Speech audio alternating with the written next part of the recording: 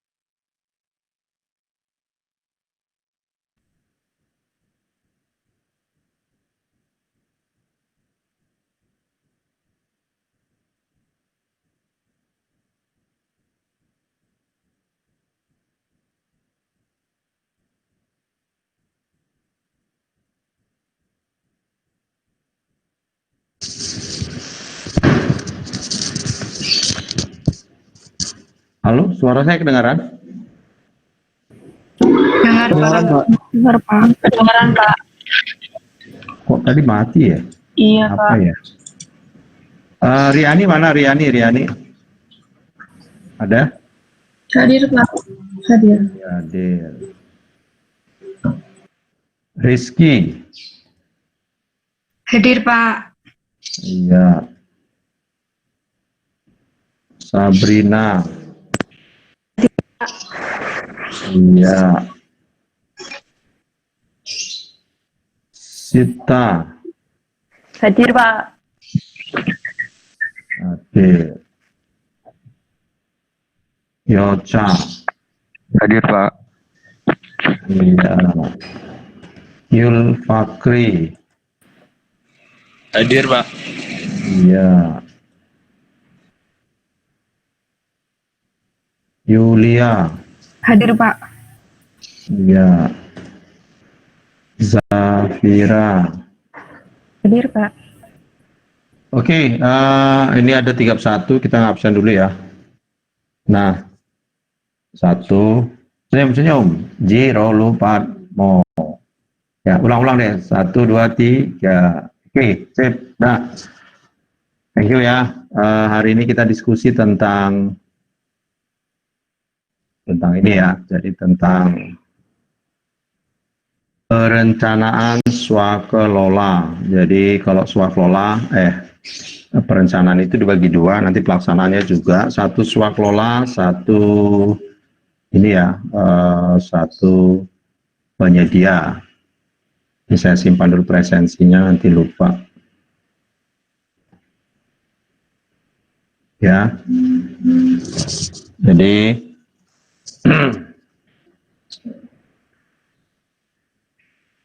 ada yang keluar masuk nih. Oke, saya bagi slide-nya ya, slide-nya.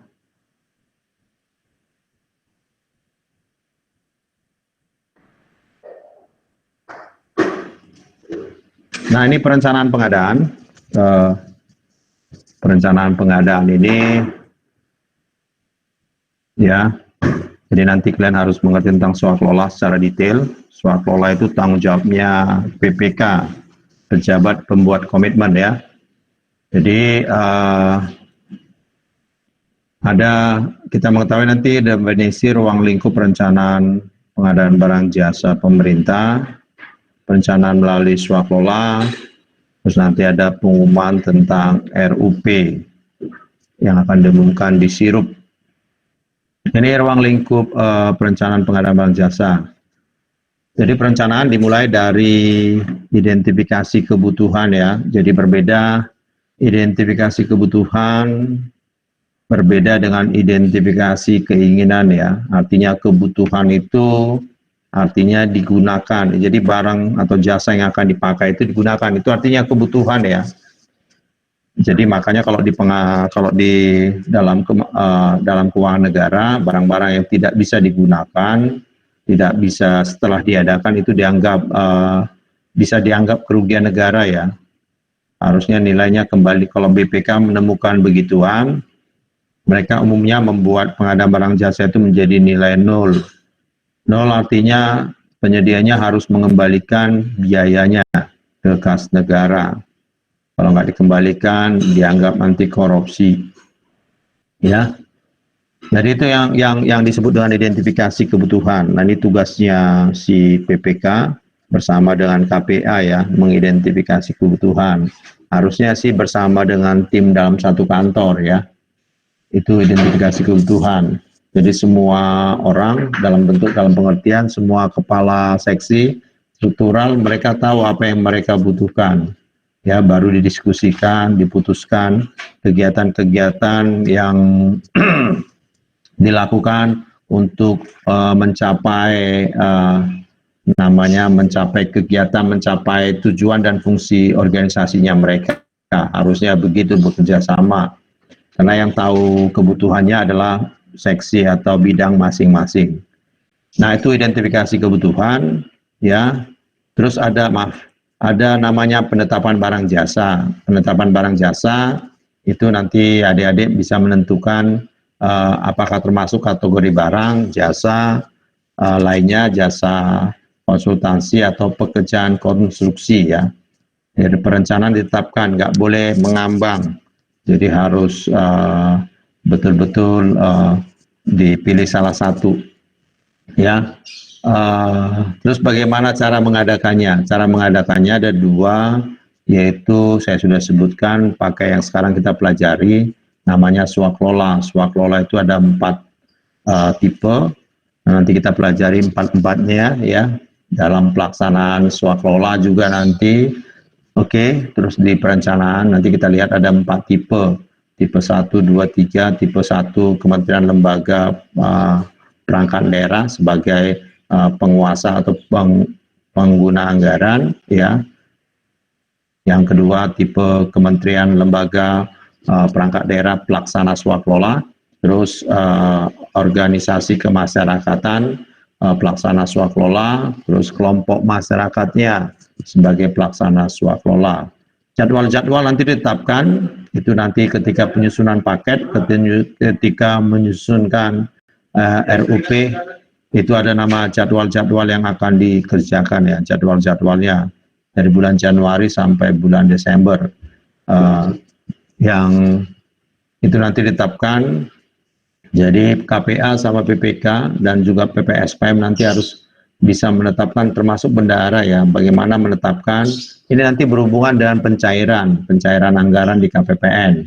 Nanti berhubungan, ada tugas PPK yaitu RPD, rencana pencairan dana yang akan dilakukan ya bulanan, mingguan, atau ya bulanan, mingguan ya. Kalau tahunan nanti KPA yang mengirimkan. Nah, perubahan-perubahan rencana pencairan dana ini itu akan diberikan ke KPPN. Nah, KPPN itu nggak mau mencairkan dana kalau tidak ada permintaan, khususnya yang besar-besar. Nanti ada syarat-syarat tertentu ya di jadwal. Itu berhubungan dengan jadwal. Nah, berhubungan dengan anggaran ini diharapkan, makanya tadi sebelum ini kan kita akan melihat masih di Renja ya, belum terjadi RKKL, masih identifikasi kebutuhan, masih pagu indikatif. Jadi pagu indikatif masih ada kemungkinan berubah ya untuk paket-paket. Hanya saja jumlahnya aja yang kemungkinan besar sudah di state ya, agak sulit untuk berubah. Ya, tapi masih ada kemungkinan kalau pagu indikatif jika memang itu kebutuhan yang sangat mendesak dan memang baru ketemu setelah, apalagi itu perintah presiden, itu akan dimasukkan ya di dalam kegiatan-kegiatannya, dalam pembiayaan anggarannya. Jadi masih ada berubah kemungkinannya. Nah, kita melihat disinilah dia diidentifikasi kebutuhan bisa dimulai dari ya pagu indikatif di Renja. Itu kalau kalau di kementerian lembaga ya, rencana kerja yang dibuat tiap tahun, setiap kementerian lembaga itu menjadi dasar, menjadi perencanaan, pengidentifikasi kebutuhan, ya. Jadi kegiatan itu yang mulai dilakukan, ya, kegiatannya mulai dilakukan.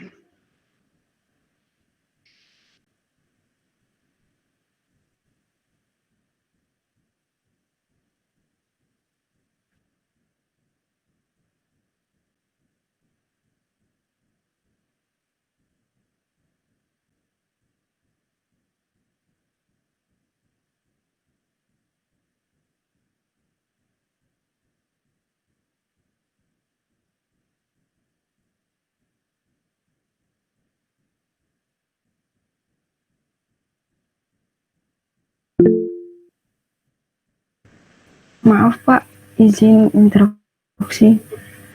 Suaranya tidak terdengar Pak.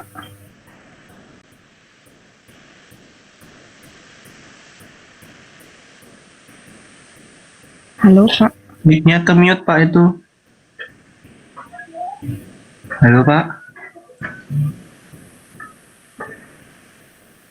Halo.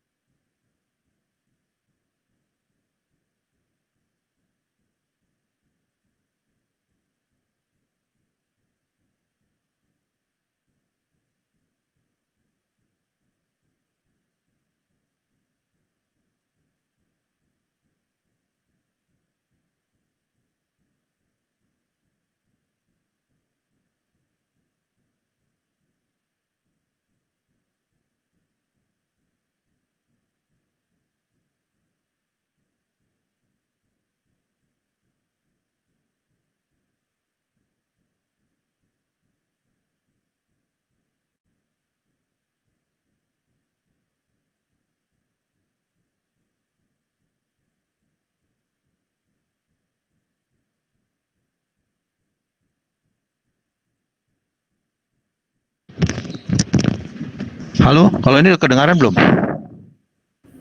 Kedengaran Pak. Halo? Sudah, Pak. Kedengaran Pak. Sudah, Kak. Sudah ya? Sudah, Pak. Oh iya, aduh, kenapa begini? Udah. Udah, thank you ya. Saya pinjam punya anak saya jadinya. Punya saya enggak bagus.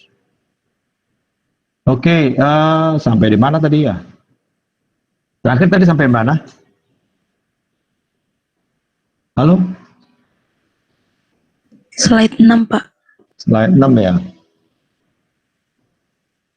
Slide 6.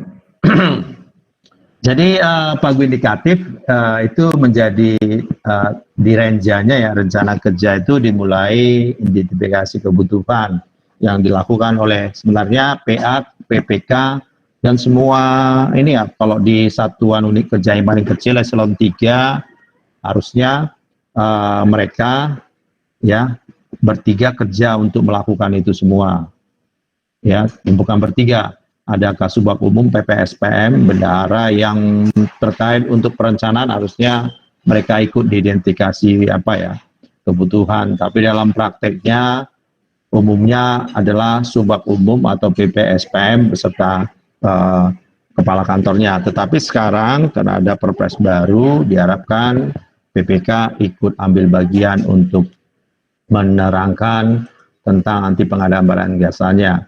Nah, kalau untuk apa? Untuk Pemda dia lebih lama ya. Jadi diharapkan kalau untuk Pemda jadi selesai dulu RKA-nya, rencana kerja anggarannya ya.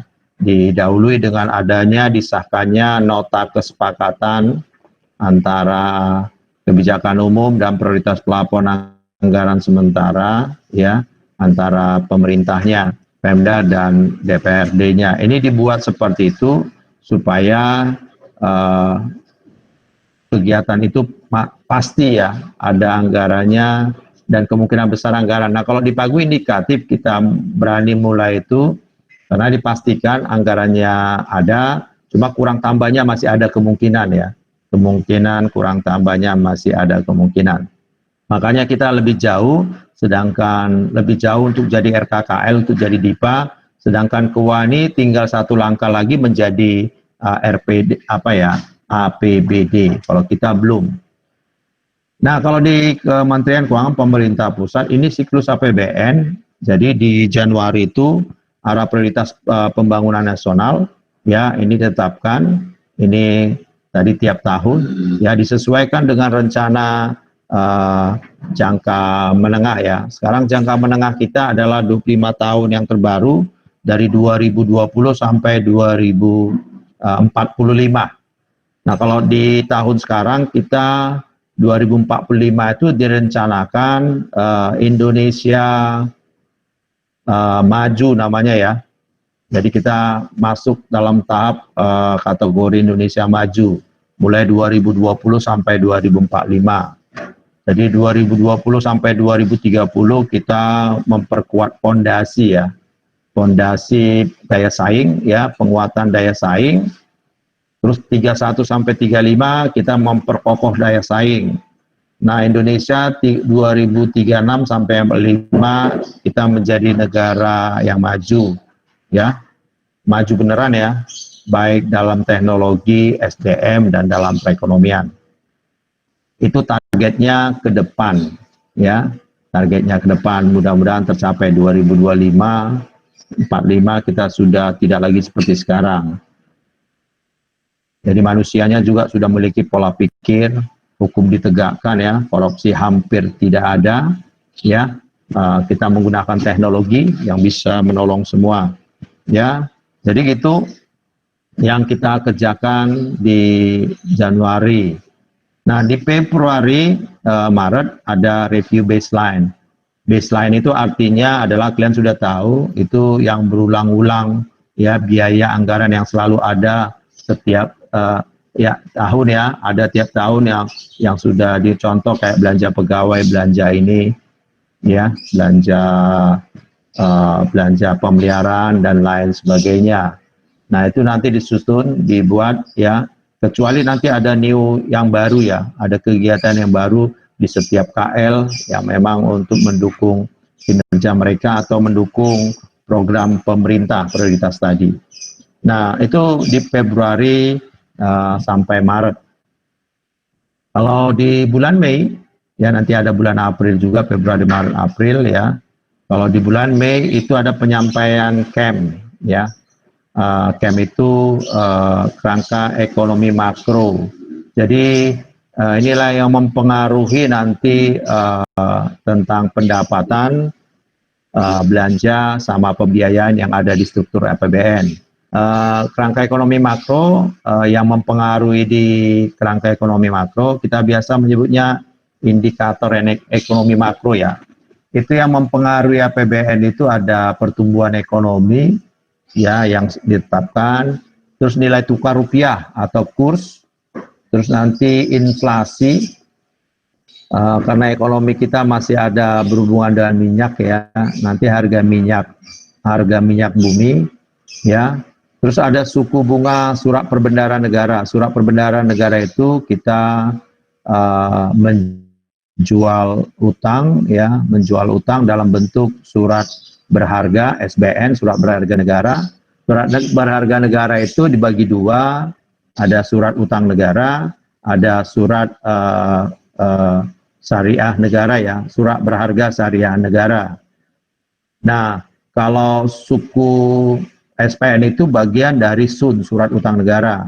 Surat utang negara dibagi dua, ada nama obligasi negara, ada surat perbendaharaan negara.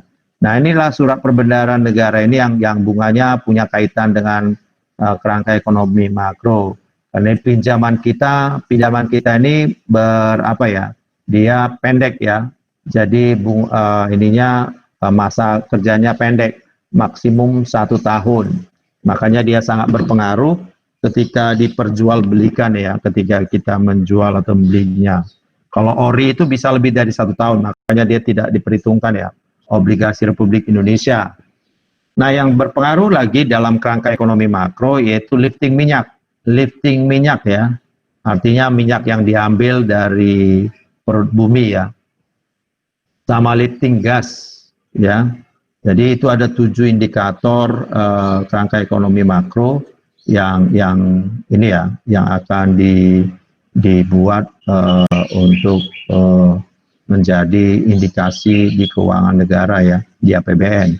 Nah, kalau pokok-pokok kebijakan fiskal nanti ini berhubungan dengan pajak dan PNBP ya. Nanti kegiatan kita ada belanja, nanti akan ditetapkan di sana. Nah, itu hubungannya pajak yang berapa yang diperoleh, PNBP yang diperoleh ya, dan lain sebagainya. Nah, sekalian nanti penetapan rencana kerja pemerintah ya kepada DPR nanti di komisi berapa ya, 9 atau komisi berapa yang menetapkan APBN, nanti mereka akan diskusi. Nah, di Oktober mereka setelah diskusi menetapkan RUU APBN. Nah, RUU APBN biasa Presiden menyampaikan RUU APBN nota keuangan dibacakan. Di sini kita bisa melihat nanti seperti sekarang tahun 2021 kita sudah dengar nota APBN-nya, ada pertumbuhan ekonomi 5, kata orang itu terlalu percaya diri, sebenarnya enggak juga ya. Ya, kalau kita berusaha bersama-sama itu bisa tercapai. Nah, baru penetapan pagu anggaran ya di kementerian lembaga, setiap satkernya mendapatkan penetapan pagu anggaran baru dirinci dalam Perpres. Setelah Perpres masuk ke DIPA ya. DIPA ditetapkan di Desember, baru dilaksanakan mulai 1 Januari 2021. Jadi penetapan DIPA itu, ketika penetapan DIPA, setelah penetapan DIPA ada kalau di pengadaan barang jasa itu boleh melakukan namanya membuat menandatangani kontrak untuk kegiatan 2021. Itu yang terbaru kalau di pengadaan barang jasa ya. Yaitu mengacu nanti PP 50 2018. Oke. Nah, ini siklus APBD. Saya nggak cerita siklus APBD, adik-adik bisa lihat sendiri. Nah, kita nggak tugas di sini, ini sama aja, nggak begitu jauh dari kita ya. Ya, nggak begitu jauh dari kita. Ya. Nah, tadi yang saya sudah sebutkan, ya, ini pelaksanaannya. Jadi saya sudah jelaskan aja. Saya pikir ini nggak begitu signifikan buat kita ya. Kalau siklus APBD. Nah, ini identifikasi kebutuhan. Tadi saya sudah jelaskan sebagian. Nanti prinsipnya yang dipikirkan adalah efisien sama efektif, ya. Efisien sama efektif itu yang nanti diperhatikan. Ayo, Sita, apa beda efisien dengan efektif?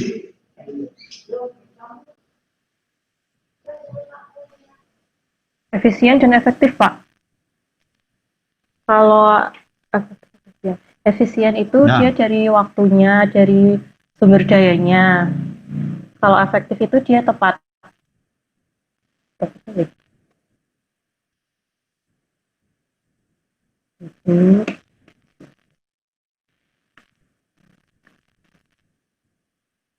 Sita, Iya, Pak. ulang-ulang. Kalau Kalau efisien itu dia efisien dari waktunya, sumber dayanya gitu, Pak. Kalau efektif itu dia tepat sasaran. Ya, kalau efisien itu berhubungan dengan uang ya. Ya, kalau efisien itu berhubungan dengan uang, kalau efektif itu berhubungan dengan pencapaian. Ya, jadi anggaran. Tadi efisien, pencapaian goal dari uang tadi itu namanya efektif. Oke, itu beda efisien sama efektif. Nah, kalau efisien itu yang diperhatikan. Jadi efisien efektif itu dua sisi mata uang ya, yang nggak bisa dipisahkan. Kalau dia efisien tapi nggak bisa digunakan, nggak berguna ya. Kalau dia efektif tapi terlalu mahal juga jangan ya. Makanya ketika efisien sama efektif itu berhubungan dengan nanti HPS, harga perkiraan sendiri ya. Nanti dibuat begitu, kecuali barang-barang tertentu ya yang tidak ada pembandingnya ya. Nanti ada kita pelajari. Terus aspek pengadaan berkelanjutan. Aspek pengadaan berkelanjutan ini tiga tema ya, tiga aspek. Ayo. Ya, ada tiga aspek. Loren? Mana si Loren? Ren? Loren? Halo? Si Loren nggak ada ya? Suara saya kedengaran kan? Iya, Pak. Halo. Halo, kamu kemana? Ayo, apa itu pengadaan berkelanjutan? Bentar, Aspeknya Pak. ada tiga. Ayo cepat cari, buka slide-nya lagi. Cepat. Ayo Loren, Suara saya terdengar, Pak. terdengar. Aspeknya apa aja? Itu pertemuan keberapa kemarin? Aspek lingkungan, ekonomi, sama Satu lagi. Aspek apa? Lingkungan, ekonomi, sosial, Pak. terus? Iya. Syukur terbuka apa slide-nya. Ya, lanjut ya. Nah, ada nanti penilaian prioritas kebutuhan. Di sini nanti jadi kebutuhan-kebutuhan itu yang ditetapkan ya. Yang mana yang paling sangat dibutuhkan, itulah yang besok menjadi kebutuhan yang harus segera dilaksanakan. Nah, diusahakan memperhatikan katalog elektronik ya. Katalog elektronik harus diperhatiin nih ya. Jadi sangat penting diperhatikan. Halo Fitra Amalia Nurdin. Iya. Katalog elektronik dibagi 3, apa aja tuh? Yang nasional, lokal, itu bukan Pak? Ya kamu dong yang menentukan, bukan saya. Apa? Kalau nggak salah yang nasional, lokal, sama sektoral. Nasional siapa yang tetapkan? Untuk siapa itu? Siapa yang buat di nasional? Tanpa PP, Pak.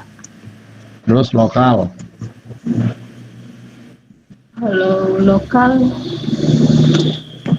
Pemda, sektoral, KL, apa? Kementerian Lembaga.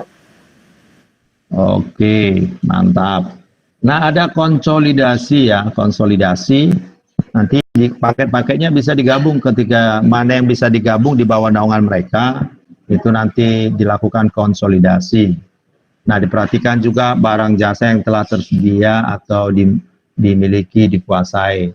Nah, kalau dalam pengadaan barang jasa, nanti kalau pengadaan belanja modal, ya, ada syarat-syarat tertentu namanya RKBMN. Mungkin kalian dapat pembelajaran itu ya, RKBMN. Jadi kalau pengadaan barang jasa RKBMN, pengadaan belanja modal, jadi pengadaannya harus 2 tahun sebelumnya diberitahu. Jadi T-2. Selanjutnya T-1 diajukan untuk pembiayaannya, baru masuk ke RKKL ya. Tetapi kalau pemeliharaan di RKBMN tiap tahun diberitahu ya di RKKL. Di apanya RKBMN ya, kalau untuk pemeliharaan peralatan mesin. Nah, ini penetapan barang jasanya ya. Jadi contoh ada 3 contoh ya, kegiatan-kegiatan mana yang prioritas, mana yang tidak prioritas.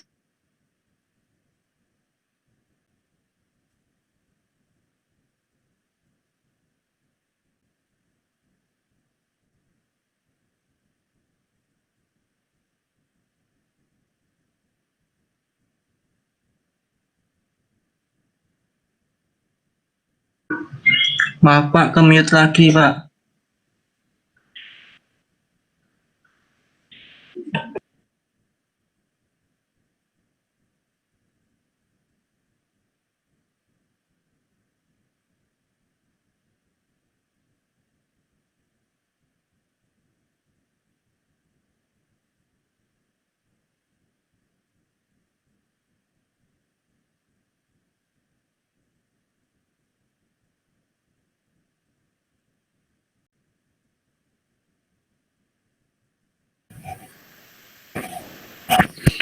Pak, mohon maaf, suaranya tidak terdengar, Pak.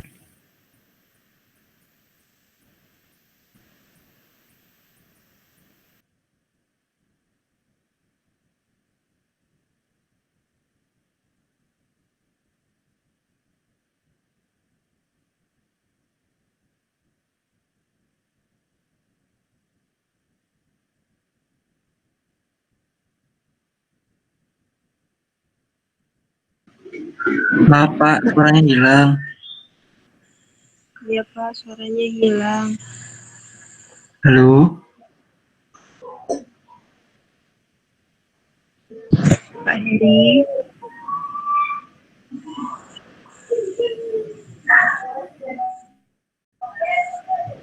Halo Pak? Kemit.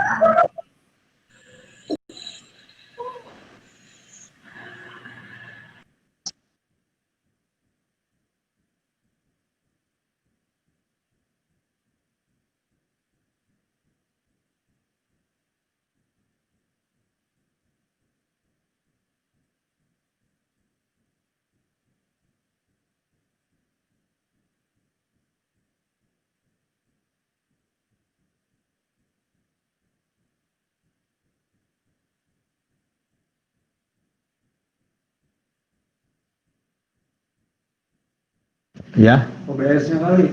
Enggak. Kenapa tuh? Bentar. Sudah terdengar, Pak. Nah, ya? Kok bisa putus-putus ya? Ada apakah ini gerangan? Ini udah jelas ya? Iya Pak. Sudah, Pak. Tadi sampai di mana saya jelasin cara pengadaan ya, swakelola dan penyedia. Ya. Tadi kapan? Sebelum itu Pak, tadi ke-mute. Nah itu Pak. Ya, penetapan barang jasa ya. Iya, Pak. Penetapan barang jasa nanti menjadi prioritas. Ini penetapannya ya. Jadi barang A, B, C yang mau dibeli, terus nanti uangnya nanti diprioritaskan ke siapa aja ya. Jadi yang paling prioritas itulah yang dapat uang anggaran terlebih dahulu, baru pamannya duitnya 100 juta, prioritasnya A, B, C. Jadi yang didahulukan biayanya di A. Berapa harga A? 50 juta, karena itu yang didahulukan ya. Baru B, 30 juta, C, 20 juta.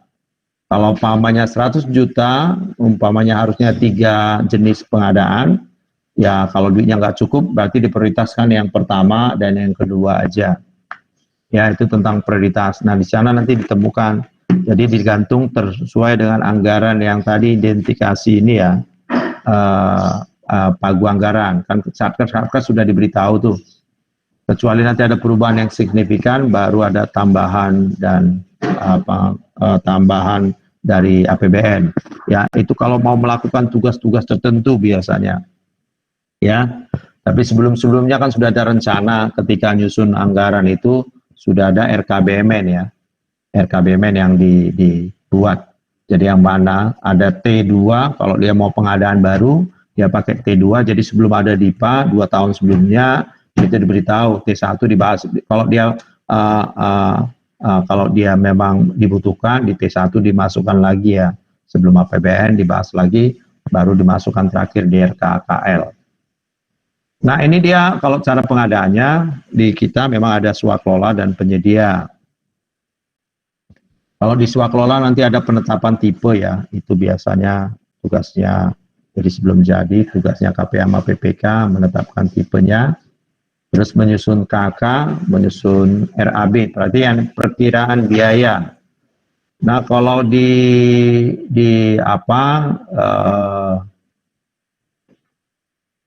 kalau di swakelola tidak ada HPS ya, yang ada nanti biaya, perkiraan biayanya. Kalau di penyedia ada nyusun spek, terus nyusun RAB, RAB ini yang nanti menjadi HPS ya. Ada pemaketan, ini pemaketan tadi ya. Jadi ada syarat-syarat pemaketan yang bisa dikerjakan dengan pemaketan, ada konsolidasi. Konsolidasi juga diperhatiin ya. Konsolidasi yang bisa melakukan konsolidasi adalah PA, KPA, PPK ya. Sama nanti ada UKPBJ bisa melakukan konsolidasi. Nah, ada penyusunan biaya pendukung. Nah, kalau di swakelola tidak dikenal biaya pendukung ya. Yang dikenal itu di penyedia untuk kegiatan-kegiatan penyedia. Oke. Nah, ini jadwal kegiatan dari swakelola dan penyedia. Kalau di perencanaan bisa diperhatiin sini ya, kegiatannya nanti persiapan pengadaan, pelaksanaan pengadaan. Di perencanaan ada penetapan sasaran, ya di persiapan kegiatannya. Ya rencana RAB sama kontrak, terus pelaksanaan penyusunan penyerahan hasil. Kalau di ini sama ya, nggak begitu jauh sebenarnya. Yang dibedakan nanti adalah di pemilihan penyedia pelaksanaannya ya. Nanti kegiatannya juga berbeda ya, di persiapan berbeda, di pelaksanaan berbeda. Cuma nanti ada sedikit yang mirip ya. Sedikit beberapa yang mirip antara swakelola, contoh tentang penyerahan hasil pekerjaan. Ya, dari pelaksana swakelola ke PPK, pejabat pembuat komitmen atau pejabat penandatangan kontrak. Nah, di sini ada serah terimanya antara penyedia kepada PPK. Serah terima di sini ada 2 jenis juga ya. Khusus untuk konstruksi serah terima pertama dengan berita acara serah terima. Terus serah terima kedua. Serah terima pertama itu kalau di konstruksi, pekerjaan konstruksinya selesai 100%. Ya, setelah selesai 100%, dibuat serah terima pertama. Serah terima kedua setelah pemeliharaan selesai, dibuat serah terima. Jadi kalau di swakelola serah terima cuma sekali penyerahan aja ya.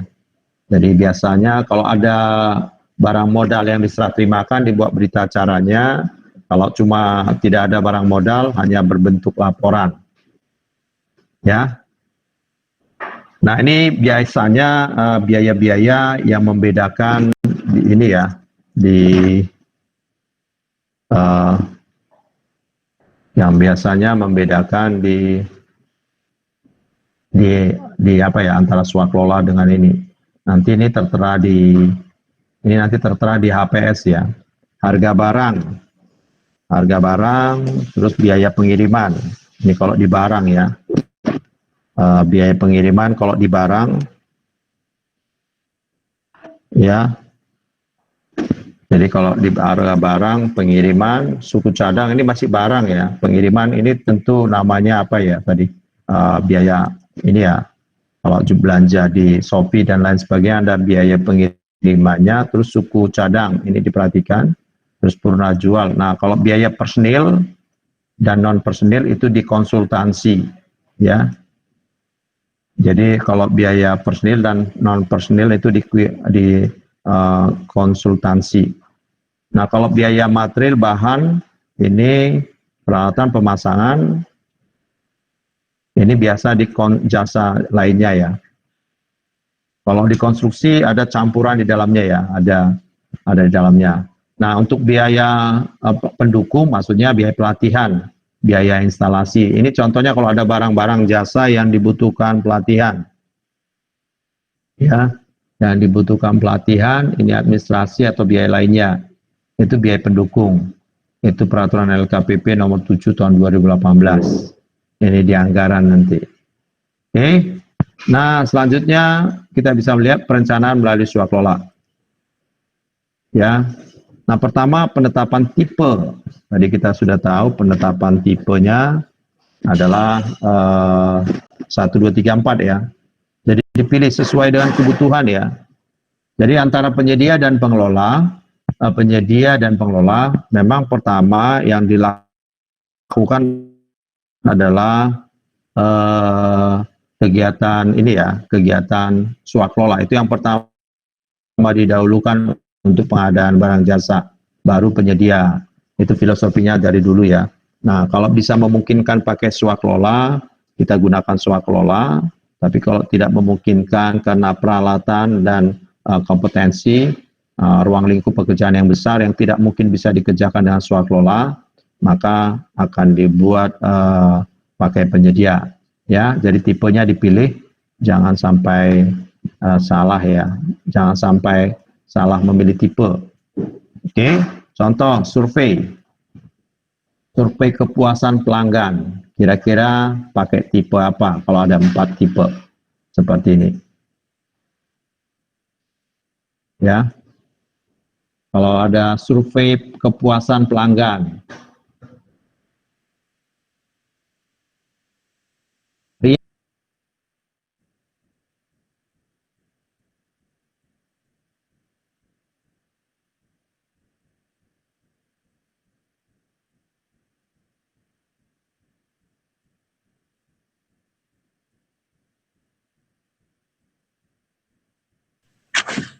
Mohon maaf Pak, suaranya hilang lagi.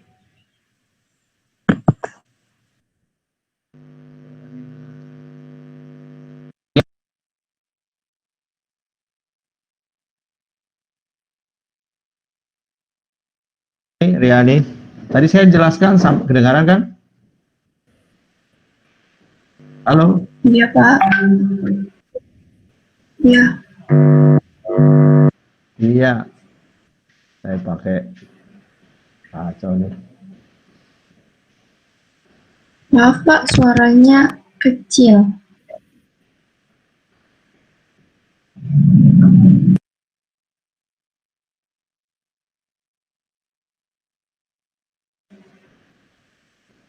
Maaf Pak, Masih suaranya dengar, Pak. kemudi lagi.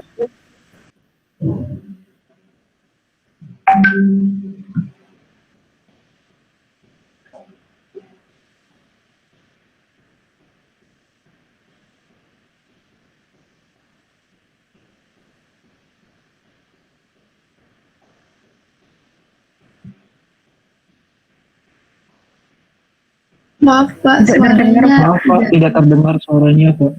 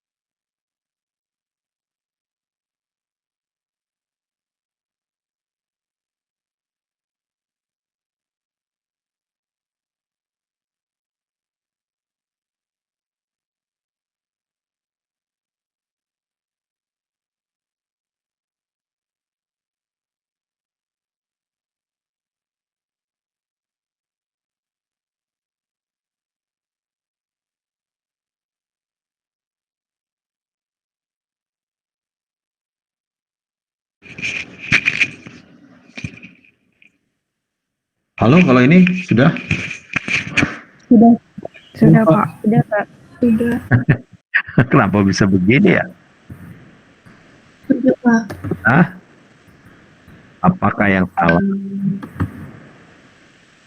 hari ini? Atau karena saya pakai ODBS ya, ODBS bukan pakai buat Meet ya, apa suaranya berbeda ya jadinya. Ya sudahlah, sudah ya. Saya mohon maaf nih, terkendala dengan suara ya. Sampai di mana lagi tadi? Oke, nah sekarang kita masuk ke ormas ya. Tadi sudah dijelaskan. Nah, ormasnya tadi swaklola itu ormas yang paling cocok kalau survei apa kira-kira? Survei. Riani? Suaranya hilang lagi kah?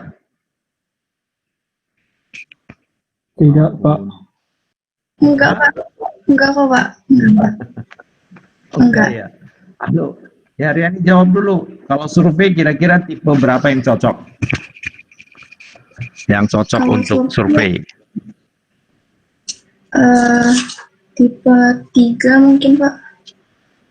Iya. Kan Iya, ormas. ormas ya.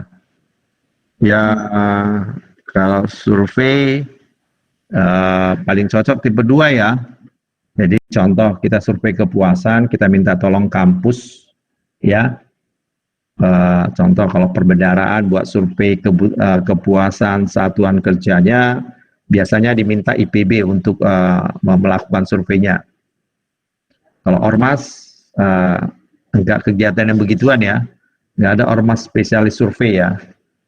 Mereka biasa melakukan kegiatan yang lain di luar survei, kegiatan aktivitas yang lain ya. Kalau survei itu yang ahlinya adalah KL, yang khususnya kampus ya, karena mereka bidang itu. Oke, jadi itu yang pertama, tipe pertama itu ya penetapan tipe yang tadi, penetapan tipenya ya, ada tipe yang KL, di mana kalau di KL dari ada timnya, tim persiapan, pelaksanaan sama tim pengawas itu ada di tipe 1 ya. Nah ini diawasi dilaksanakan sama yang punya duit ya, penanggung jawab anggaran. Kalau tipe 2 ini ditetapkan timnya, tim persiapan sama tim pengawas di kementerian, lembaga, perangkat daerah yang punya duit. Sedangkan tim pelaksana swakelolanya baru ditetapkan oleh kementerian, lembaga, perangkat daerah, pelaksana swakelola. Kalau untuk tipe ketiga itu organisasi kemasyarakatan ya. Perhatiin ya, ormas itu bukan organisasi masyarakat ya, tapi organisasi kemasyarakatan. Berbeda ya. Jadi tipe 3 itu organisasi kemasyarakatan. Nah, tim persiapan sama tim pengawas ditetapkan sama yang punya uang ya, penanggung jawab anggaran. Tapi tim pelaksana ditetapkan pelaksana sama ketua ormasnya ya, ditetapkan sama ketua ormasnya. Kalau ormas bisa berbentuk badan hukum, bisa berbentuk tidak badan hukum. Tapi kalau ormas mengacu ke undang-undang, harus terdaftar di ini ya, baik yang ada di Pemda maupun yang ada pemerintah pusat. Oke. Jadi ada regulasi tentang ormas, saya lupa pula regulasinya. Ya, undang-undangnya. Nah, ormas kalau berbadan hukum, dia bisa berbentuk perkumpulan, bisa berbentuk yayasan. Ya. Ormas itu mempunyai ADART dan biasanya didaftarkan di terdaftar di notaris ya ketika pendiriannya. Jadi dia punya pembukuan yang normal biasa. Itu namanya ormas. Nah, kalau POKMAS, kelompok masyarakat, kalau ormas tadi bisa buka cabang di mana-mana ya. Ya. Kalau kelompok masyarakat itu hanya ada di daerah tersebut. Makanya kelompok masyarakat ini ada kelompok kelompok pertanian, organisasi muda, anak muda di sekitar situ, itulah ormas ya yang punya kegiatan hanya untuk wilayah tersebut, tidak ada urusannya dengan kantor cabang. Nah, kalau di tipe 4 yang dilakukan oleh kelompok masyarakat, itu tim persiapannya, tim pelaksanaan dan pengawasnya dilaksanakan oleh semua kelompok masyarakat, ya. Jadi dilaksanakan, diawasi oleh kelompok masyarakat. Nah, kalau siapa di tipe 4 tinggal mengawasi aja ya. Jadi mengawasi pekerjaan kelompok masyarakat. Itu tipe keempat. Ya. Jadi tipe keempat seperti itu. Nah, selanjutnya tentang RUP, ya. Swaslola timpang RUP, nanti lebih jelas tentang pelaksanaan RUP, ya. Nah, kalau RUP, rencana umum pengadaan, ini tugasnya si KPA ya, rencana umum pengadaan. Isinya RUP saya sudah sebut tadi, di dalamnya ada paket ya. Isinya ada paket, terus jadwal pelaksanaannya kapan, ya. Nanti di sana sudah ada, terus cara pengadaannya, yaitu pakai swaklola atau penyedia. Ingat ya, RUP tadi ada paket, cara pengadaannya, ya, kapan pelaksanaannya. Nah, khusus untuk apa paket dan cara pelaksanaannya, perubahannya hanya boleh dilakukan oleh KPA. Ya, kalau jadwal bisa berubah sesuai dengan kebutuhan, bisa dilakukan oleh PPK. Tapi kalau untuk perubahan yang signifikan berbentuk pakai penyedia sama swaklola, itu harus izin dari KPA, termasuk perubahan paket atau membentuk paket baru, ya. Itu yang tertera di RUP. Nah, RUP itu adalah daftar rencana pengadaan barang jasa yang akan dilaksanakan. Jadi RUP itu semuanya harusnya kelihatan. Nanti RUP itu kelihatan semua paket yang dibuat, baik dilaksanakan secara swaklola, baik yang dilaksanakan secara penyedia. Kalau pakai penyedia ada berapa jenis, nanti cara pengadaannya, kalau pakai penyedia,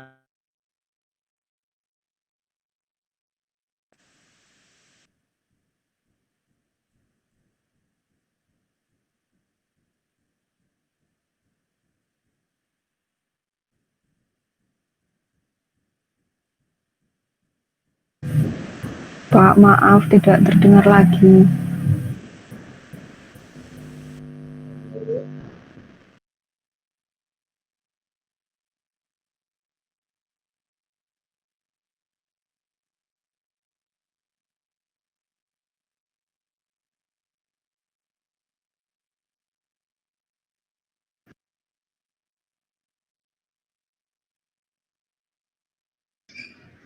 halo sudah?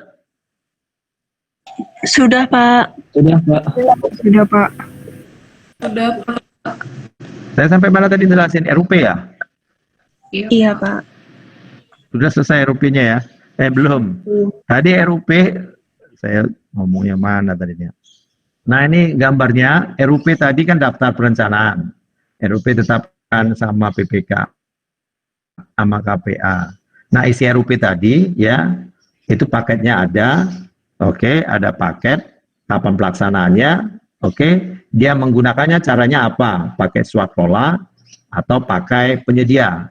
Nah, kalau pakai penyedia, dia punya prioritas yang pertama. Nanti disebutkan di paket ya, pakai e-purchasing. Betul? Nah, sekarang Monica, e-purchasing itu tugasnya siapa? PPK. Terus Pejabat pengadaan. berapa nilainya? Terus ada lagi yang lain enggak? Nilainya kurang dari 200 juta, Pak. Siapa tuh? PPK. Iya, PPK yang kurang dari 200 juta, pejabat pengadaan yang lebih dari 200 juta kalau nggak salah. Kalau nggak salah, dan ternyata salah gitu ya. Itu salah. Ya, Jadi Pak. kalau purchasing sampai dengan 200 juta tugasnya pejabat pengadaan, Di atas 200 juta tugasnya PPK. Kalau nilainya 100 miliar, penetapan pemenangnya siapa? Purchasing. Monica. Nilainya 100 miliar. PA, Pak. 100 miliar. PA. Iya. Iya, salah lagi. Penetapannya pejabat pembuat komitmen. Kan 100 miliar. Kalau 101 miliar, baru PA. Kalau sampai dengan 100 miliar, PPK. Ingat ya, penetapan pemenangnya, kalau di atas sampai dengan 100 miliar, kalau di purchasing, itu PPK. Di atas 100 miliar, baru PA. Oke? Nah, nanti di RUP ada, ya, halo, gimana?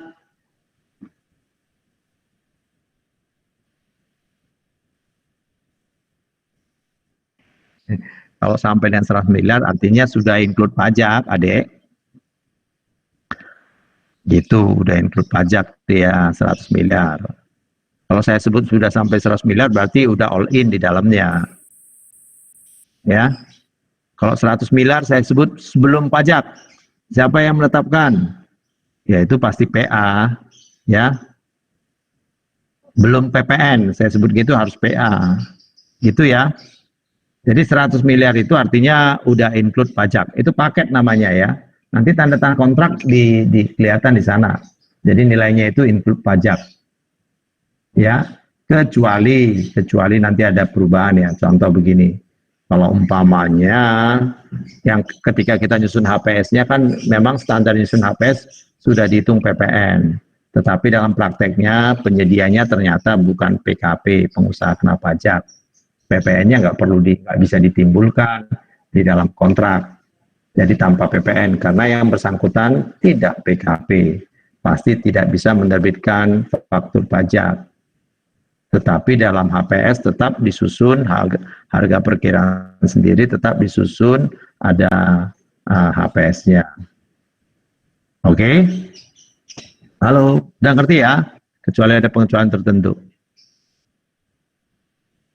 Oke, nah tadi ada purchasing, terus ada pengadaan.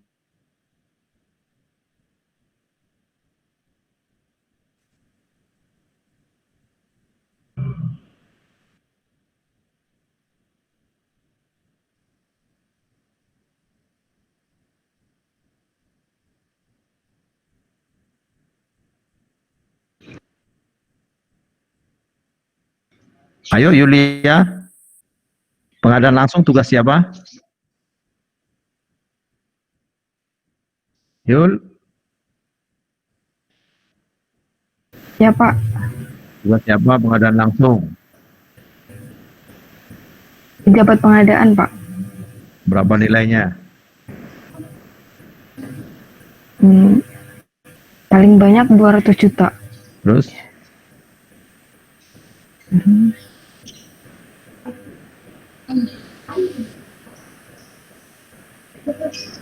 Udah Pak. Ya, pengadaan langsung sampai dengan 100 juta untuk pekerjaan jasa konsultansi, barang jasa lain dan pekerjaan konstruksi sampai dengan 200 juta. Itu tugasnya si pejabat pengadaan langsung ya. Nah, setelah pengadaan langsung, penunjukan langsung. Penunjukan langsung itu Zafira. Ya, Zafira, gimana penunjukan langsung? Tugas siapa? Pokja dan pejabat pengadaan, Pak. Nilainya? Kalau pejabat pengadaan kurang dari 200 dan 100. Yang 100 itu jasa konsultansi, kalau Pokja di atas 200 dan 100. Iya. Nah, selanjutnya setelah penunjukan langsung nanti di RUP itu ada juga dimunculkan. Ya nanti kan dipilih ya, mau proses pengadanya menggunakan pemilihan penyedianya, penunjukan langsung, tadi purchasing, pengadaan langsung, penunjukan langsung, dilanjutkan dengan tender cepat. ya, tender cepat. Tender cepat itu tugasnya Pokja ya. Selanjutnya setelah tender cepat, baru kalau mereka ini nggak bisa lagi di atas, baru menggunakan tender atau seleksi. Jadi tender dan seleksi itu pilihan terakhir, ya. Oke, jadi itu pilihan terakhir. Ya. Nah, RUP tadi itu isinya nanti bisa dilihat di sirup ya, aplikasi sirup. Cuma dalam prakteknya di RUP tadi ya banyak orang tidak memasukkan paket-paket swaklola dan paket pengadaan langsung di dalamnya. Karena aplikasi paket pengadaan langsung swaklola tidak ada di SPSE 43. Ya, makanya mereka nggak mau membuat. Nah, biasanya yang di paket-paket yang ada di RUP itu umumnya adalah paket-paket yang akan ditenderkan atau diseleksikan. Itu umumnya.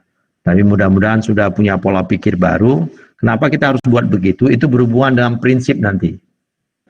Pengumuman di RUP itu prinsip apa yang diinikan? Adik-adik ya. Jadi pengumuman di RUP. Anggi. Pengumuman di RUP itu prinsip apa yang ada di dalamnya? Prinsip pengadaan barang jasa. Anggi. Iya, Pak. Transparan. Apa? Transparansi. Transparansi, terus? Terbuka. Transparansi terbuka ya. Transparansi berhubungan dengan terbuka ya. Ya, transparansi ya. Jadi berhubungan dengan transparansi informasi. Biar semua orang tahu kegiatan tiap satker itu apa aja. Proses pengadaannya apa aja. Jadi masyarakat bisa mengawasi yang dia kerjakan. Ya.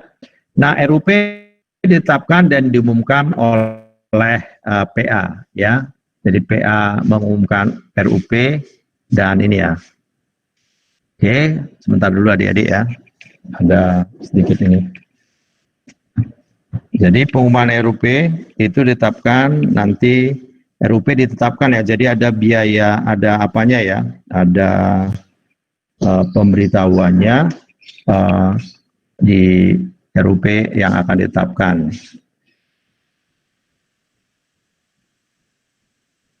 Jadi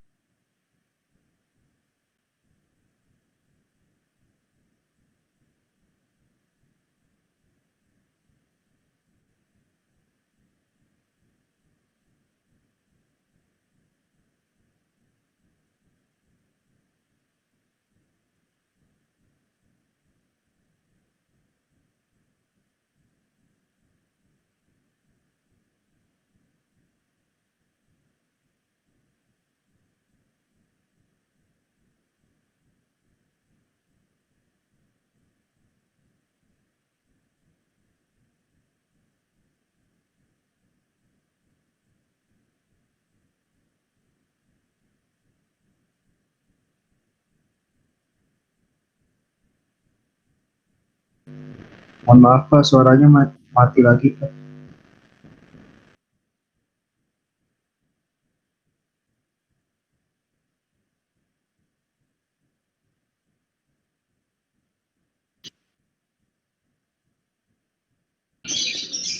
maaf, aduh, kenapa bisa begini hari ini? Maaf ya, ini udah agak sedikit kendala rupanya ya di komputer saya nih, ada kehangan. Nah, jadi gitu, jadi RUP tadi itu memang tugasnya PPK, KPA ya untuk menetapkannya supaya kegiatan itu dipertanggungjawabkan secara transparan sesuai dengan PP 45 2013. Jadi KPA itu bertanggung jawab secara material dan formil. Nah, itu nanti secara formil dia melakukan berapa yang dikeluarkannya material dari fisik pencapaian yang dia buat. Nanti di RUP bisa kelihatan contoh. Ya. Jadi dari RUP bisa dilihat contoh ya kalau ada material. Harusnya paket jalan yang sudah disiapkan dia adalah 6 jembatan umpamanya. Ya, di RUP-nya tadi nggak kelihatan ada 6 jembatan. Ya, itu jadi pertanyaan nanti. Makanya DIPA sama RUP itu berjalan paralel ya. Ya, pencapaiannya berjalan paralel supaya jangan ada jangan ada miss di dalamnya. Jadi nanti tanggung jawabnya si KPA tadi dia bisa tahu, oh saya harus nyiapkan 6 jembatan. Kok RUP nggak ada 6 jembatan ya paketnya? Berarti paketnya salah. Jadi harus diganti sebelum ditetapkan menjadi RUP. Dilihat di mana yang kurang paketnya 6 jembatan tadi di mana. Di mana yang miss ya. Itu nanti kegunaannya di sana. Oke. Itu di penetapan RUP-nya. Ya. Nah, kalau selanjutnya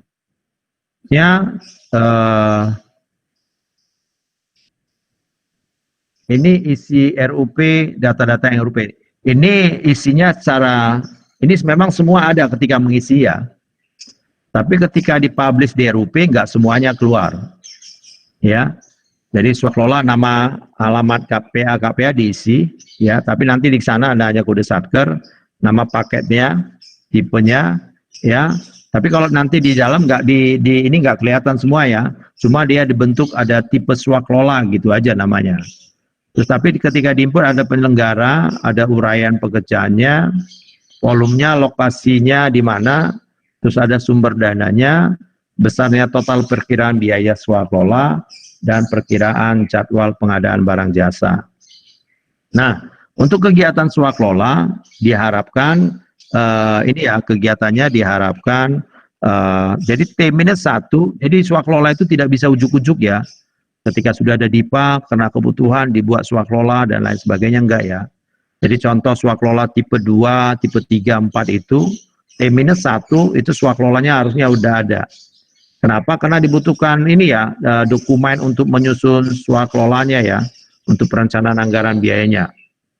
Ya, dibutuhkan sangat seperti itu. Contoh untuk swaklola tipe 3, ormas yang kita pakai contoh ya, di NU atau Muhammadiyah, yang banyak tentang kependidikan, diperbuat di perbatasan. Jadi kita nanti meminta mereka memasukkan proposal sebelum jadi, ini T-1 ya. Bro, kira-kira pendidikan begini, kita diskusi sama mereka, kamu bisa mengerjakan apa dari mereka ya. Itu jadi diskusi sebelum terjadi DIPA, kita diskusi dulu dengan mereka. Mereka mengajukan, ini loh rencananya akan kami kalau mau buat pendidikan, nilainya. Based on itu kita buat anggarannya untuk masuk ke DIPA. Jadi nggak bisa ujuk-ujuk dia. Ya, langsung dimasukkan ke RKKL tanpa database-nya. Ya, jadi kalau mau buat RKKL swaklola tipe 3 atau tipe 4. Tipe 4 yang akan dilaksanakan ormas, contoh ya. Kalau ormas yang akan, contoh ini kalau yang lebih POKMAS, kelompok masyarakat. Kalau ini lebih mudah kalau POKMAS, tapi kalau ormas lebih sulit. Ya. Kalau POKMAS itu contoh yang sudah sederhana ya kegiatannya. Contoh di daerah itu ada pemeliharaan jaringan irigasi. Nah, ada kelompok masyarakat segitu yang akan membuka, menutup irigasi, mencabut rumput-rumput, dan lain sebagainya. Ini udah pekerjaan teknis yang akan diserahkan kepada mereka, karena PU tidak punya orang untuk mengerjakannya. Ini malah lebih mudah ya. Karena sudah terbiasa mereka mengerjakan. Ini kita tidak minta lagi dari mereka untuk mengerjakan, kita yang menghitung sendiri. Nah, contoh, dibutuhkan berapa orang, bukanya pagi sore, berapa orang biayanya, untuk ini peralatannya berapa ya untuk kelompok itu. Jadi hanya dibutuhkan 5 orang, cari POKMAS yang ada sekitar sana, kita butuh 5 orang, kamu mau enggak buat tanda tangan, dipekerjakan 5, dibayar 5, itu lebih mudah kalau POKMAS ya. Tapi kalau yang ormas itu memang harus sedikit lebih detail dia, lebih sulit. Oke? Jadi itu untuk swaklola ya yang akan diberitahukan. Jadi datanya ada di dalam. Tapi ini yang ketika buat KRUP nggak semua ya. Hanya ada swaklola, sumber dananya ada, lokasi pasti sudah ada ya, karena ada satkernya. Oke, nah paket jumlah nilai paketnya, besaran totalnya itu ada. Nah, pengumuman RUP. Pengumuman dilakukan setelah penetapan alokasi anggaran ya.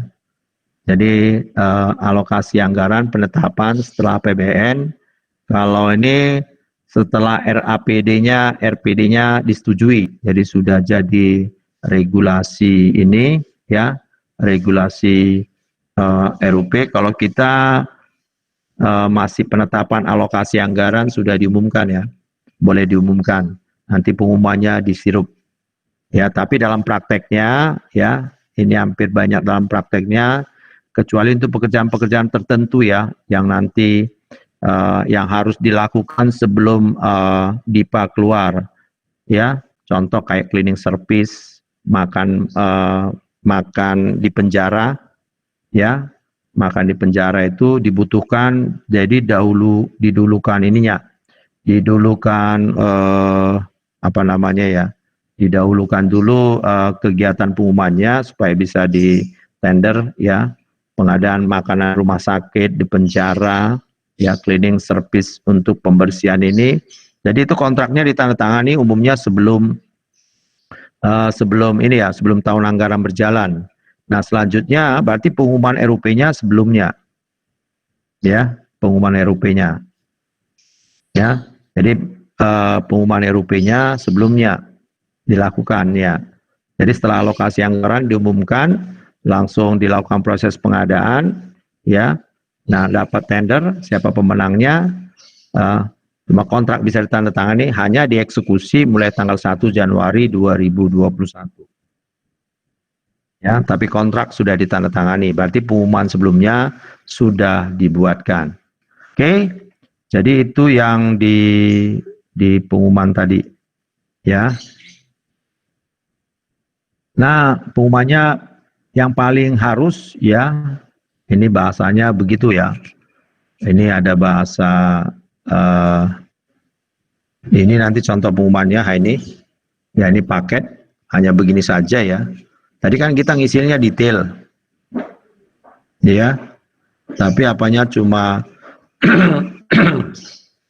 cuma dikit aja. Ada nilai rupiahnya, jenisnya, terus metode pengadaannya, ya. Nanti di metode pengadaan ini swakelola, pakai kalau pemilihan dia pakai yang tadi saya sudah sebutkan, ya, purchasing, pengadaan langsung, pengadaan langsung, penunjukan langsung. Terus tender cepat, tender ataupun seleksi, ya. Di sini nanti diumumkan, terus pemilihannya kapan, ini yang punya proyek siapa, ya, KL-nya, baru sini satkernya, ini lokasi kegiatannya, ini ID paketnya, ya, ID paket. Jadi yang ID tadi ini ID paket ya, yang dibuat oleh aplikasi Sirup, ya. Jadi ini dia. Ini yang kita bisa lihat. Nah, diumumkan wajib disirup. Ini diumumkan wajib disirup. Nah, boleh ditambahkan di 3 tempat.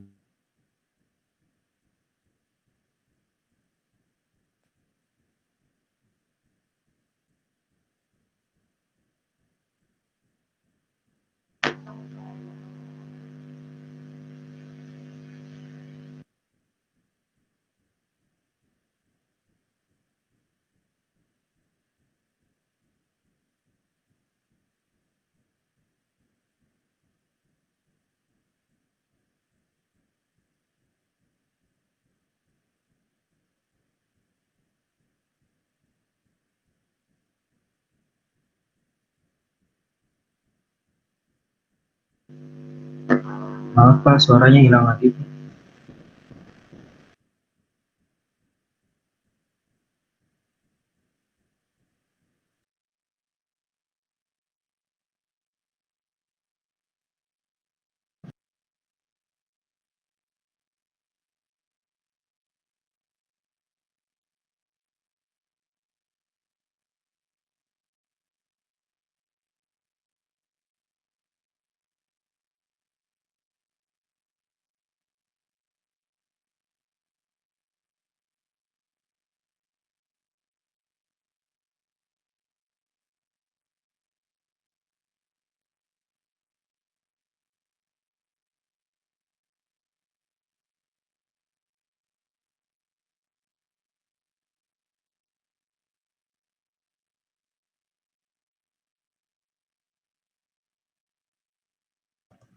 Kendalanya apa ya? Kok bisa begini ya? Ini karena katanya tadi terlalu besar ininya ya, space.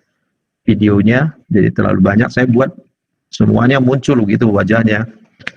Ternyata nggak bisa ya, nggak begitu kuat ininya sinyalnya. Halo, kedengaran kan suara saya? Terdengar, Pak. Dengar, Pak. Ayo, saya bingung. Bagaimana kalau kita ganti pakai Zoom? Mau nggak kalian pakai Zoom? Boleh, Boleh, Pak. Pak. Soalnya kemarin ada pengarahan dari apa, diusahakan jangan pakai Zoom. Kasihan mahasiswanya. Nah sih, tapi nggak pakai Zoom ya begini dia. Ya, cuma pakai Zoom. Kita buat ini ya, pakai Zoom aja deh, biar lebih enak. Jadi pakai Zoom itu kan ada yang tiap ganti email dia bisa lebih dari 1 jam 2 jam ya. Betul nggak? Iya, Pak. Kira-kira begitu nggak? Jadi kalau pakai email baru ya, yang baru pertama kali kita pakai itu, jadi lebih murah dia, ya. Oke lah, Dek. Kita cari waktu lagi lah nih. Nanti saya pakai Zoom nanti pakai Adi baru yang pertama. Nanti gantian ya. Kalian kalian yang membuat apa baru, maksud saya apa namanya? Email baru, Pak. Gmail baru ya. Jadi tiap orang nanti dapat jatah untuk membuat Zoom-nya. Jadi hostnya ya. Kira-kira gimana? Mau enggak? Kayak gini mati-mati terus sih. Saya juga bingung mati Sepertinya dulu. ini Hah? terkendala di itu, Pak. Pengaturan mikrofon di komputer Bapak atau di laptopnya. Kendalanya di mana tuh, Mbak Yulia? Biasanya sih gitu, Pak. Kayak ada mikrofonnya yang di Iya, beda di-block pengaturan begitu. gitu. Iya. Tadi diomongin sama siapanya, sama si Google Meet-nya, Anda terlalu banyak gambarnya, nggak kuat begitu, nggak sopan. Padahal saya pakai ini loh. Pakai saya IndiHome, masakan Mbps-nya kurang. Saya udah pakai yang murah memang sih, yang 10 Mbps.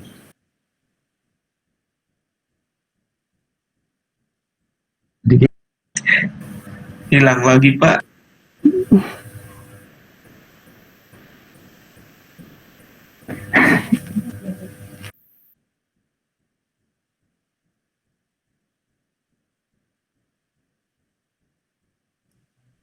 ini gimana nih? Halo? Iya, Pak. Masuk, Pak. Sudah masuk.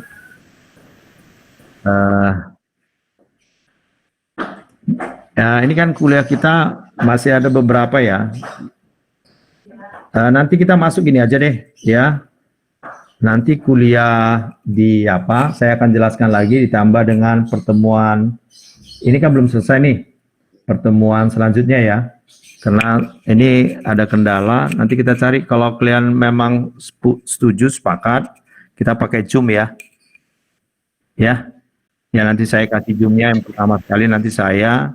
Terus nanti kalian berurutan menjadi hostnya ya. Kalau begini terus mati-mati saya juga nggak enak kan. Suara saya udah habis, nggak kedengaran, jadi nggak ini juga. Sayang semuanya. Ya, nanti di pertemuan hari Kamis besok enggak ya? Kamis depannya lagi, Pak. depannya kita pakai apa ya? Pakai Zoom. Nanti saya beritahu ya. Zoom-nya saya nanti yang pertama biar bisa lebih dari 2 jam. Ya, oke. Itu ya, saya rasa hari ini sekian dulu. Nanti di Zoom ke hari Kamis depan saya jelaskan lagi yang selanjutnya ya. Ini tinggal sedikit sebenarnya. Saya akan jelaskan lagi selanjutnya karena ini sudah tentang RUP lagi. Nanti akan ada tambahan-tambahan tentang RUP ya, karena ini suaranya mati-mati, mati hidup. Saya juga nggak ngerti, baru kali ini. Kemarin-kemarin nggak apa-apa, kok sekarang ada masalah nih. Ya, Maaf, gimana Pak. Bu? Nah, gimana? Izin bertanya sebentar, Pak, soal tugas yang kelompok kemarin. Oh ya, silakan Anissa. Temanya KPBU. Nah, yang mau saya tanyakan itu, KPBU itu termasuk kerjasama pemerintah dengan BUMN atau tidak ya, Pak? Ya, kerjasama pemerintah dengan BUMN. Ya, jadi proses pengadaannya dibuatkan di sini, di dalamnya ada pemerintah tuh. Contoh, buat tol, kan ada ini, ada PU, ada badan usaha. Nah, proses pengadanya bagaimana? Ya, atau membuat ini Pemda dengan swasta membuat. Kalau di Bandung itu di Bogor, Bandung Barat ya, yang dari Cimahi ke atas, daerah Cimahi itu ada buat tapi sebelum Cimahi ya, itu membuat ini namanya tempat sampah ya. Terus tempat sampah itu dibuat nanti itu menjadi tempat ini ya, tempat sampah, terus jadi tempat listrik. Nah, membangun tempat sampahnya itu antara Pemda dengan ini. Proses pengadaannya coba dipastikan menggunakan perpres apa enggak ya. Itu proses pengadaannya gitu, Anissa. Itu bisa di luar bidang infrastruktur atau tidak ya Pak? KPBU ini. Ya, KPBU ini bisa di luar bidang infrastruktur atau tidak ya Pak? Soalnya kita kan mau bahas pengadaan vaksin. Nah, itu kerjasama antara BUMN dengan pemerintah negara lain.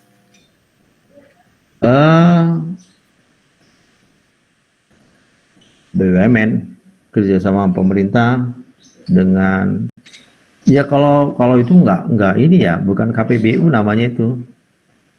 Kalau BUMN langsung ke negara lain enggak BBU. Ini ada pemerintah dengan badan usaha, kan pemerintah dengan badan usaha. Ya, pemerintah dengan badan usaha. Oh iya, terima kasih Pak. Ya, pemerintah dengan badan usaha, bukan badan usaha dengan pemerintah lain, beda ya. Ya, BUMN dengan pemerintah lain, beda. Oke? Ya, kira-kira begitu. Ada lagi yang bertanya? Nanti pertemuan hari Kamis saya tambah penjelasan tentang RUP ya. Ini nggak jelas, mati hidup. Saya sebelah, capek juga. Ya, Julia ya, hari Kamis minggu depan kita ketemu, bukan minggu ini ya, minggu depannya ya. Ya, minggu depan awal November nanti ketemu di sana. Kita pakai Zoom. Saya nanti pakai Zoom saya yang pertama ya, yang bisa nanti lebih dari 2 jam, nggak perlu 40 menit. Mudah-mudahan regulasinya belum berubah dari Zoom. Ya, saya pikir dosen-dosen juga buat begitu kadang-kadang ya. Oke ya, jadi terima kasih adik-adik buat hari ini. Saya berharap kalian tetap sehat. Kita ketemu nanti ya, minggu depan atau bulan depan hari Kamis. Jangan lupa tugasnya. Ada lagi yang mau ditanya? Silakan. Izin bertanya Pak, Silakan. pengumpulan tugasnya secara kolektif ke saya atau per kelompok ya Pak? Langsung ke Bapak. email saya nanti. Jadi per kelompok ya Pak? Iya, per kelompok ya, per kelompok langsung ke email saya ya. Saya tunggu sampai hari Kamis 23.59. Ya. Nanti saya kasih email saya ya, saya catat di sini deh. Kan saya udah kasih email saya kemarin, belum ya? Sudah Pak. Udah ya. Nah, nanti Ya. dikirim ke email saya itu. Oke? Oke, makasih ya adik-adik ya. Sampai ketemu minggu depan. God bless you ya. Sukses selalu. Terima kasih, Pak. Terima kasih Pak. Terima kasih, Pak. Oke, Terima kasih, terima kasih. Udah.